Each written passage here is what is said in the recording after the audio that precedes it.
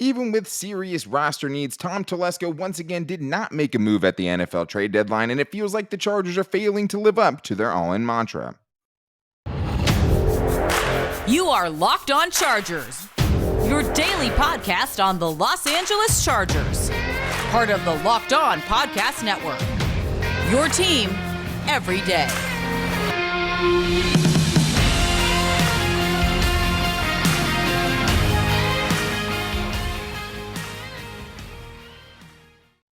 What is up, and welcome into the Locked On Chargers podcast. I'm your host, Daniel Wade, joined as always by my co-host, David Drogemeyer, and we've been covering the Chargers together now for 6 seasons, but this is our 5th season as the host of the Locked On Chargers podcast, bringing you your team every day. Thank you guys so much for making this your first listen today, and as always, to make sure you never miss the show, go subscribe to the Locked On Chargers YouTube channel and follow the show for free on all platforms, wherever you get your podcast from. But today's show starts with talking about the NFL trade deadline going, the Chargers not making a move, and us being upset about it, because we are both very vocal about the Chargers making a trade and just doing something to try to maximize their chances of making the playoffs this year, even if they're not going to fully, rebuild this roster in season. But we'll also talk about if the Chargers were in some way waving the white flag by not making a move at the deadline, and we have our Chargers mailbag to get into. So we'll also be talking about maybe a potential edge rusher in free agency that could make some sense now that we know there's not going to be a trade. Maybe even a wide receiver speed threat on the practice squad who has failed to make it active on game days yet. And even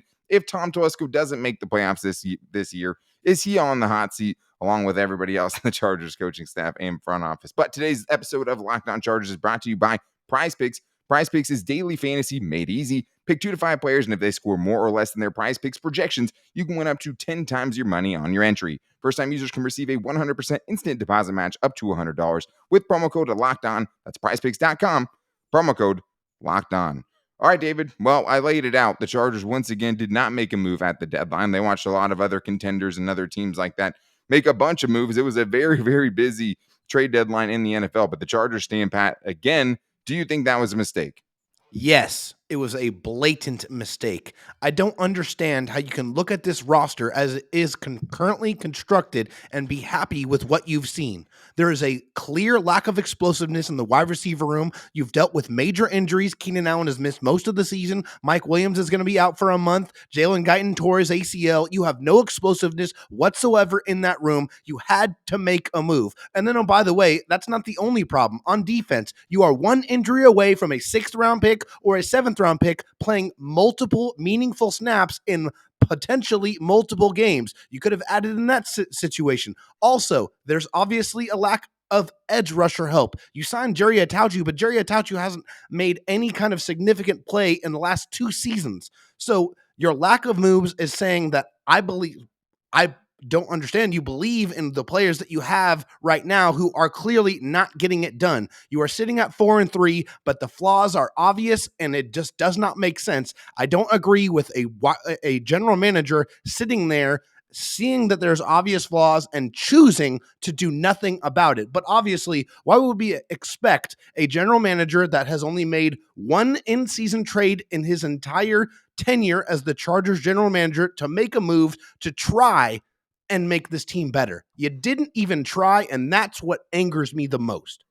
100%. I mean, I get the arguments, right? We just had Daniel Popper on. He told us where the Chargers kind of felt, or where they stood about, guys in the receiving core coming back and feeling like they have enough edge rusher until Chris Rump and Joey Bosa comes back. That's what it seemed like Popper was kind of saying, just how they felt about it. And I understand the part of it where you're saying, okay, hey, there's not an impact player that's going to come in there and dramatically improve your team. I mean, I think that's true, right? I mean, I don't know if there's a player out there that would have changed the Chargers or totally altered their season. But the thing is, David, there's only 17 games in an NFL season, right? If you keep waiting for guys to come back from injury, you're just going to run out of time. And I think especially in the receiving core specifically, right? Not a ton of receivers got moved, especially after Chase Claypool went for a 2nd-round pick and really just kind of raised the asking price for everybody out there, which I understand. But in the receiving core, like, yes, Keenan Allen might be back soon. We don't even know for sure if he's going to be back this week. That could be another, game where the only guys I know for sure that are going to play this week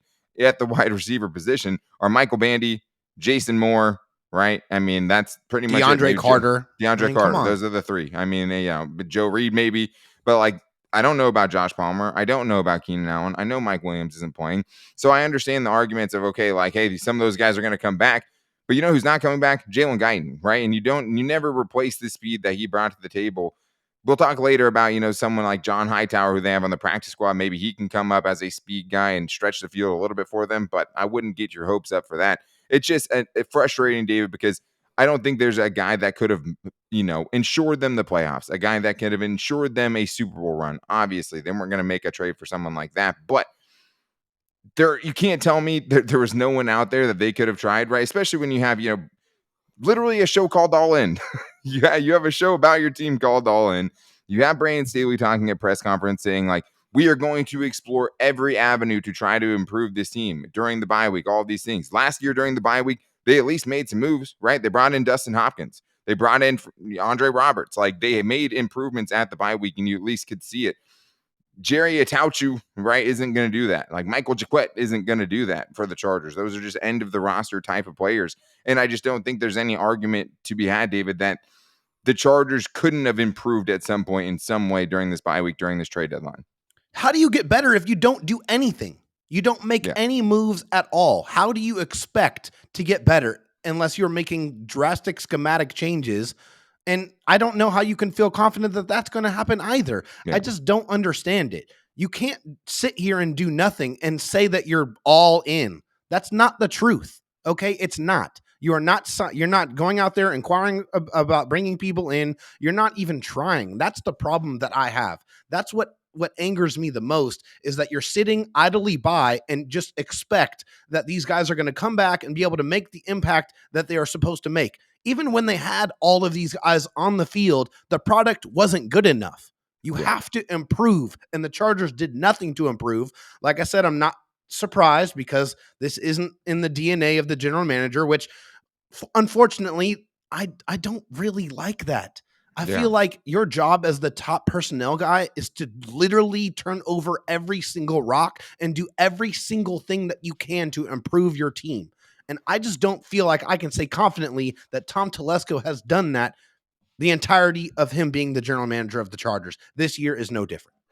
Yeah, and I mean, it was one of those things where it's like you're not super surprised because he hasn't done it. I mean, wasn't surprised. it was 2013 the last time it happened, but you did feel out of all of the years, at least leading up to this one, if there was a year where you're going to try to, get someone to help you try to make the most out of this season, it would have been this year. And it hurts, when you see how active the trade deadline is, right? You have the Bills trading for Naheem Hines. You have the Eagles trading for Robert Quinn. The Dolphins are trading for Bradley Chubb and Jeff Wilson. The Vikings are trading for TJ Hawkinson.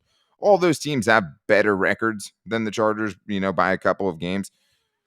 But that's not the point. At least those teams are going for it, though, right? At least they're trying. At least they're doing something. I mean, the Bears are trading second round picks, right, for Chase Claypool. I mean, that's a different story and a different move for the future too. But like, other teams are trying to do this. I mean, the last two teams that won the Super Bowl made in-season additions and made trades at the deadline, right? Last year it was Von Miller with the Broncos going to the Rams. You think they were happy about that move? Yeah, the Chargers weren't going to get, someone of that caliber. Their cap space next season is really tied up, and it would have been hard to, really bring in anyone with a massive hit in 2023.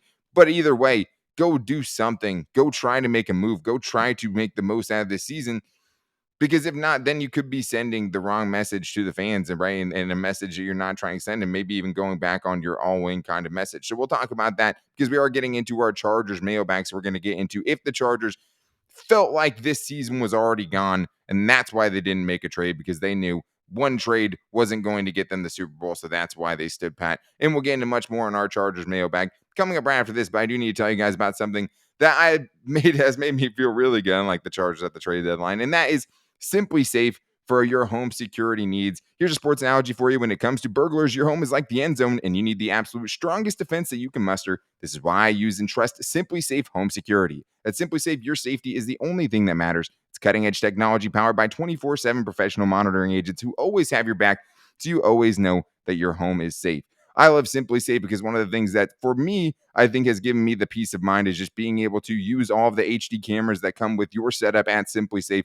When I'm on the go, I'm on a road trip, if I'm on vacation, I can hit up the HD cameras and see what's going on with my house. I can check on my dog, most importantly. I can make sure the house isn't burning down, because that is something I randomly think about sometimes living in California. But the nice thing about SimpliSafe is it blankets your home in protection with advanced sensors for every room, window, and door, HD security cameras for inside and outside your home, and smarter ways to detect motion that only alert you when a threat is real. It even has hazard sensors that instantly detect fires, floods, and other threats to your home. Right now, guys, you can customize the perfect system for your home in just a few minutes at simplisafe.com/lockedonnfl. Save 20% on your SimpliSafe security system when you sign up for an interactive monitoring plan and get your first month for free. Visit simplisafe.com/lockedonnfl to learn more. There's no safe like SimpliSafe. I think safe would be a very accurate way to describe how the Chargers decided to attack this NFL Too trade safe. deadline, David. And it's time to get into our Chargers mailbag. And we know we had a lot of questions and we had some voicemails we're not going to be able to get into today. But I think we did have some really good ones that I want to get into, including an edge rusher that's available in free agency that might make some sense for the Chargers, and also a speedy wide receiver on the practice squad, a guy like John Hightower, who does and would be the fastest guy on the Chargers team right now if they decided to bring him up. They haven't yet, so we'll talk about that. But I think it starts with this, David. I think it's a question that a lot of Charger fans are asking themselves, especially after this deadline. This one comes in from Fran, and they ask, did the Chargers not make any moves because they believe they have enough on the roster to make a Super Bowl run already? Or did they not trade because they think even if they do trade, it's not enough to make a Super Bowl run anyways? So this is something I've seen out there, kind of a general narrative that's been out there where it's like, okay, well, if you can't add an impact player, you're just basically throwing picks away, right? And because it's not going to make a difference anyways. But David, I also feel like if you win in every season, you could talk yourself into like, okay, well, yeah, the Bills are way better, right? The Eagles have a much more complete roster. Like, you can always talk yourself into, okay, we're not a Super Bowl team anyways.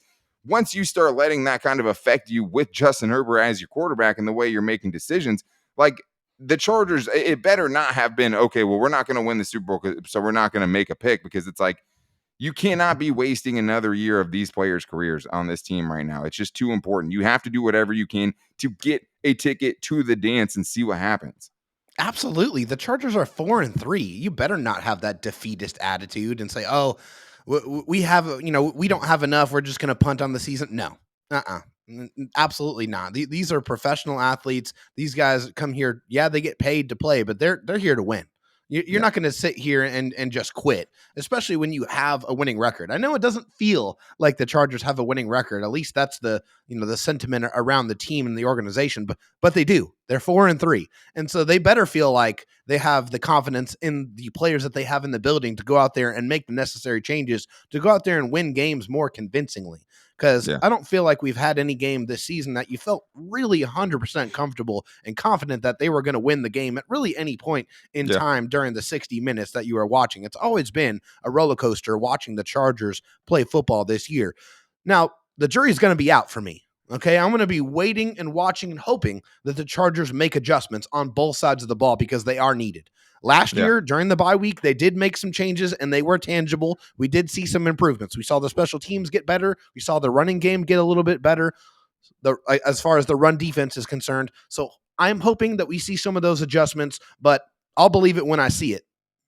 Yeah. I mean, we'll talk about, just some of the scheme adjustments they can make in the next segment, continuing the Chargers mailbag. But as far as, I mean, just with a message that it sends this season, I mean, it's just hard to say you're all in when you have these deficiencies and Yep. you don't try to change it, right? And you're not bringing in, proven veterans even in free agency. And I know the list is barren, but at the same time, I mean, I just think that, yeah, injuries have totally derailed your season for Yeah. sure. There's nothing you can do about that. That is a valid excuse. Everyone wants to say, I'm not making excuses, but the Chargers have a ton of injuries. That's a very valid excuse. I mean, that is something Especially the that, injuries that they are too. Like, these are to significant who they're happening injuries. to, I think, is the bigger thing, Yes. right? The guys that they're losing to these injuries, I mean, is obviously absolutely brutal. At the same time, though, if you think there's any way you can give yourself a chance to have meaningful games when Joey Bosa comes back, when You got Mike to do it. Williams comes back, you have to do everything in your power to do it. And I just think Yeah. that these low key signings the Chargers have been making and the guys that they've been bringing in, more unproven young players, and thinking that you're going to get the most out of these guys when the guys that you're already bringing in for depth are struggling to the point where they're at right now, it just seems like a big fallacy that just is not going to happen. And I just think that they just missed a big opportunity here to prove to the fans that they want to continue to be all in and that they're all in this season. And it can feel like they're waving the white flag when something happens like this. But let's hear what David has for us in a voicemail, because he might have an answer, at least for help at the edge rusher position. My name is David. I was actually wondering, what do you guys think about Everson Griffin? I know that he had the whole 911 call thing last year, but in recent interviews he said that he was feeling a lot better and he was looking forward to playing. So last year he played 6 games and had 5 sacks, which was last year. And I think that he would not command too heavy of a price if nobody's looking at him now. Why not pick him up and see if he's still got the juice a little bit? Thanks. I think it's a great question. I mean, I think if you see anyone with that pedigree out there, you're like, yeah, bring that guy in. Fortunately, I just don't think there's any chance that it happens. I mean, if the rest of the league has kind of already let that ship sail on Everson Griffin, I don't think the Chargers would. I mean, we talked about how safe they are. Safer, as safe as SimpliSafe is, basically. I mean, that's how kind of conservative they are, especially with bringing in guys who have had off the field issues. He's had a lot of mental health stuff. He had to take 5 games away in 2018 for mental health. So, like, I'm all for giving second chances. I just don't think that the Chargers are going to do it. Yeah, no, unfortunately not. And also, Everson Griffin's been in the league for a long time. He's been in the league over 10 years. He's 34 years old. Yeah, over 12 years, yeah. Yeah, exactly. So, but at the same time, David, like, I don't mind them going, if there was a guy like, Justin Houston still out there or something like that, I'm down for adding a Dwight Freeney-like veteran on the short-term basis to get you through it, right? Like, sure. Those are okay with me. Yeah. No, I mean, I would be okay with them making the move. I mean, at least that's them saying, "Hey, I'm going to try this and see if it works. See if there's anything left in the tank there for Everson Griffin." But explore every possible avenue. Exactly. That's what I've been saying. So I'd love to see that. But knowing the Chargers organization, like we do, it's not going to happen. The Chargers don't take chances like this. If there's any kind of off-field concerns whatsoever, they're going to deem that as a distraction, and they're not going to want to bring that player in. That's just what the Chargers have done. That's how they evaluate. It's part of their evaluation process when they're bringing in players, and it's not something they're going to do. Yeah, it's just not part of Tom Telesco's DNA. But hey, sometimes you got to change. Sometimes you have to evolve. Sometimes you have to adapt. Sometimes you have to adjust. Oh, wait, you always do. But there is an option, David, the Chargers already have kind of on their roster on the practice squad, and that is John Hightower, a speed receiver. And we got a question from AV Boxing who asked, what will it take for John Hightower to see the field? He's the only player with speed that resembles Jalen Guyton's, but he still hasn't gotten called up. What do you guys think is the main reason for him not being activated yet? David, I'll let you take the first crack at this one. Yeah, well, obviously they don't have trust in John Hightower. I mean, that's really the biggest thing. And honestly, what is it going to take for him to get on the field? It's going to be more injuries. Honestly, I think that's the only thing it's going to have to happen for John Hightower to get a shot. I'd love to see it, because at least they're giving him a chance to see what he can do, stretch the field. I mean, hey, once upon a time, you had a couple of guys named Tyron Johnson and Jalen Guyton who nobody knew anything about, and look what they did. Multiple 40-plus yard touchdowns between the pair of them. So, I mean, how hard could it be to send this guy on a go route and just see if he can see how far he can run it and see how far Justin Herbert can throw it? I mean, hello, take a chance and see what happens. But yeah, I think it's just going to take another injury before John Hightower sniffs the field, unfortunately.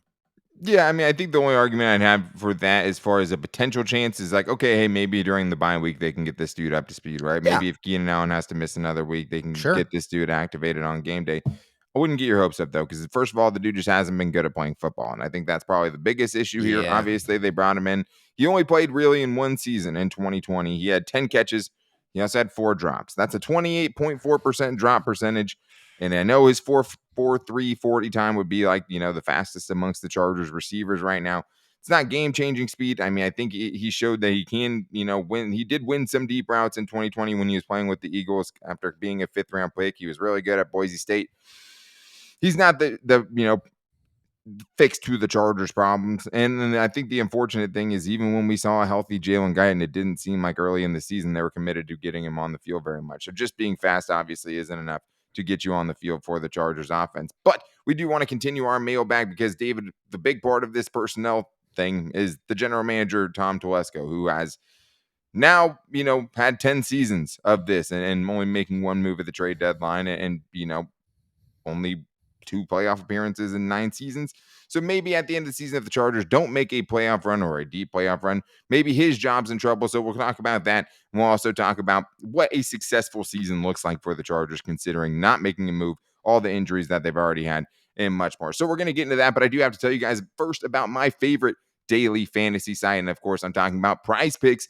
What I love about PrizePicks, guys, is it's not the same as a lot of the other, projection sites that you see. With PrizePicks, you can go search out the best matchups that you can find. With PrizePicks, it's just you versus the PrizePicks projection. So you go find guys who have really good matchups, and if that player goes more than or less than what their projection is, you win. All you have to do is pick 2 to 5 players, and if they go over those projections, you can win up to 10 times your money on any entry. If you're looking for Charger stuff this weekend, you can go Justin Herbert more than or less than 260 and a half passing yards, or Austin Eckler more than or less than 57 or 53.5 rushing yards. And that's against a pretty bad Falcons defense, which we'll talk about later this week on our keys, and maybe even tomorrow on the crossover show with the Falcons. But there are a ton, and that's a great thing, is you just go through. You don't have to pick from any certain list. You don't have to pick from any, things. They're not making you go up against it. You're hand picking the ones that you want. It's not just football either, right? You can go NBA, you can go MLB, you can go golf, MMA, college football, even disc golf. If you want to do projections on disc golf, you can find that at PrizePicks. And all you have to do is download the PrizePicks app or go to prizepicks.com to sign up and play daily fantasy sports. First-time users can receive a 100% instant deposit match up to $100 with the promo code LOCKEDIN. That means you put in $100, they'll match that $100. If you put in $50, they'll match it with $50. So don't forget to use the promo code LOCKEDON at sign up for an instant deposit match up to $100. David, let's continue this Chargers mailbag with one of our good friends, I would say, a tier, one of our favorite guys on Twitter. He has called in and left a voicemail about Tom Telesco. I think he's seen enough. Let's hear what Atir has for us. Hi, Dan. Hi, David. This is Atir, your good friend. I just have a question. I don't know what this GM is doing, but I wanted to know, if we don't make a deep playoff run, is it time for us to move on and get a new one? Let me hear your voice, please. I'm tired of this guy. Thank you. Atir, I love you. First of all, that's the best. We've talked about it many times, right? Like, I mean, what is it? 2 seasons ago, I read like a 8-part Tom Telesco article just about how these draft classes and out. Things haven't gotten much better since then. But at this point, David, I mean, he's saying a deep playoff run. I mean, I think if he makes the playoffs, his job is probably no matter what secured, especially with the injury and everything else that I'm sure, he's going to be given leniency because of.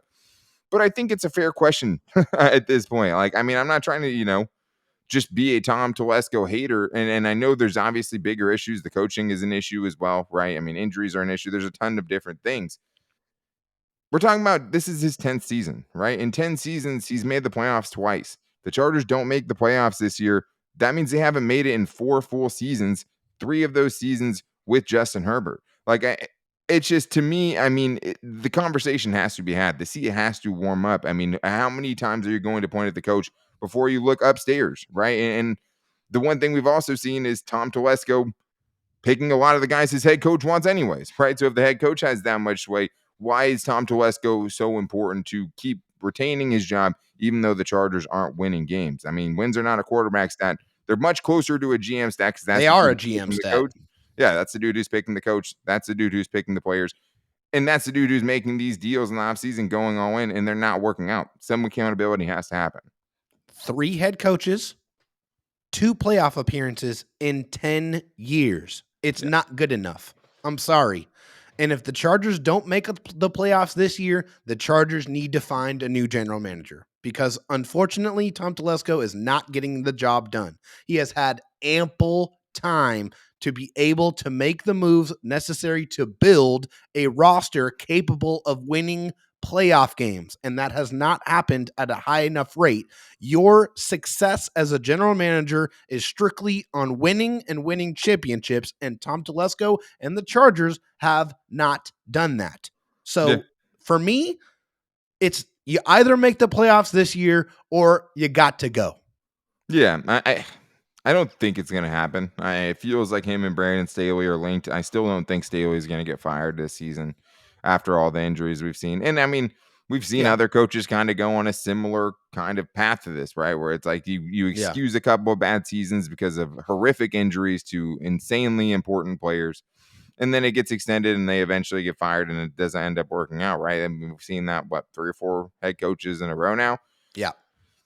Telesco went out and got Staley his guys. He went out and got the guys that he wanted, right? And at some point that has to turn back on Staley. Like, okay, well, you have these guys, right? And I know a bunch of guys are injured, but it still has to kind of look better than what it is right now. So it's not like Tom Telesco gets all the blames, and he does have big hits. He Yeah. drafted Justin Herbert, which he's going to get credit for forever. Sure. Sorry, but that's just the way it works. He Yep. has Rashawn Slater on his resume. He has Joey Bosa and Derwin James on his resume, Yeah. right? Like, he does have some misses, right? I mean, Yeah. Jerry Tillery, Kenneth Murray in the first. We're just talking about first round picks, right? Mhm. Kenneth Murray and Melvin Gordon's probably up there. DJ Fluker. Yeah. Either way, he's drafted insanely impactful players. It's the middle rounds of the draft and not hitting on the day 2 and 3 picks. Having guys like The Isaiah depth. Spiller and JT Woods not be able to see the field for the first half of the season, right? Like having guys that are kind of falling by the wayside and never becoming contributors. Yeah, I mean, Jamari Sawyer's great. Yeah. That's a great find by Tom Telesco. We haven't seen enough of it. We haven't seen enough guys be impactful and in finding those late day steals or even just day 2 consistent even players close. that can be out there and just turn into starters for you. We just haven't seen it enough. And I think it's fair to look at him if the Chargers season continues to go sideways like it has. But let's continue this Chargers mailbag. We have more to get into here, Dave. Let's get to Gerald Garrow on this one, who asked, do you think that schemes on both sides of the ball, offense and defense, need to change or be revamped so the team can be more fluent and have cohesion as a team? I still believe in this team. Love that, Gerald. I mean, I love the positivity still at this point. A lot of things can still happen. We've seen the Chargers do crazier stuff with worse rosters. So I think that is kind of the right outlook to take it. It's hard to have a ton of confidence in it until we go see them do it, right? But I don't mind that kind of thought process at all. As far as the schemes go, I mean, if you were going to make any significant changes, this would be the time right now. Yeah. The bye week and the time to make adjustments is now. Yes. Absolutely. Yeah. This is the time. On defense, I don't know how much they're going to be able to change schematically because this is a very complex beast. There's a lot. But you were just saying that the run defense, right? Last year, Yeah. it got better after they've worked some things out in the bye week. Right. So hopefully they make some tweaks, right? I mean, they definitely have to make adjustments. If they want to change the course of their season, the trajectory of their season, the way it's going right now, they have to make some adjustments. They got to eliminate the explosive plays on defense. They got to get off the field on third down. You have to do those things. Like it's if you can't win football games if you don't.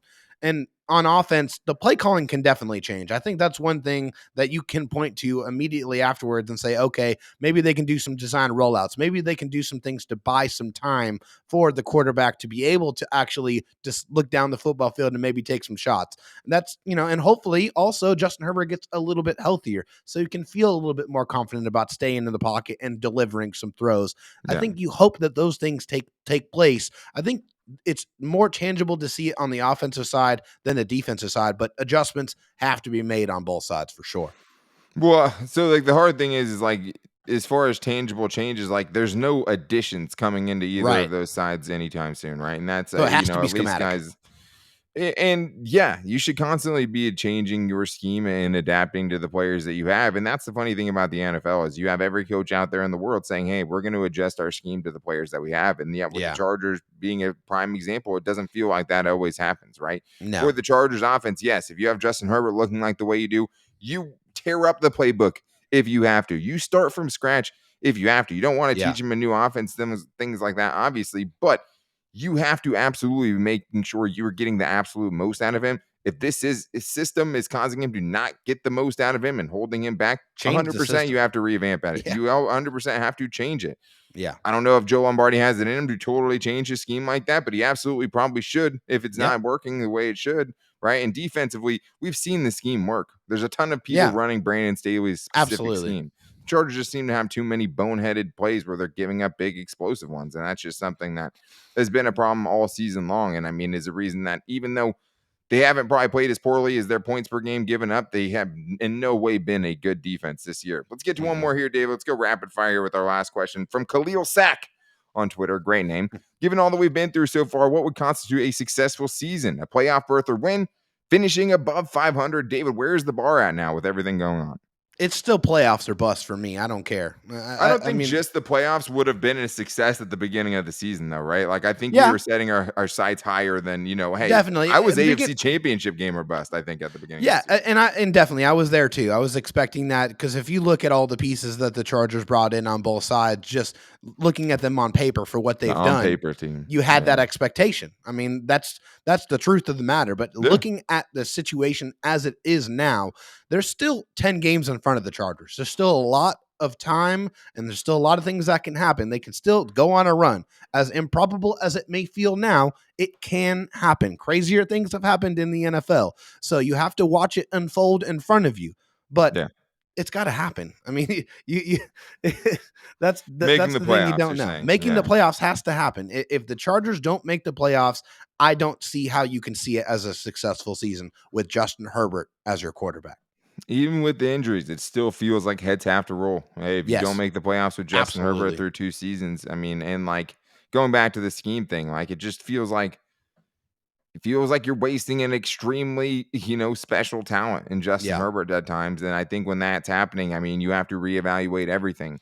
And I do think, yeah, now the playoffs are definitely what considered a successful season. I think if the Chargers make the playoffs with the injuries that they sustained, even with all the criticisms that we've had, I mean, yeah, most of the criticisms come from a place of, hey, I have no faith that this team's going to go 500 down the stretch, yeah, right?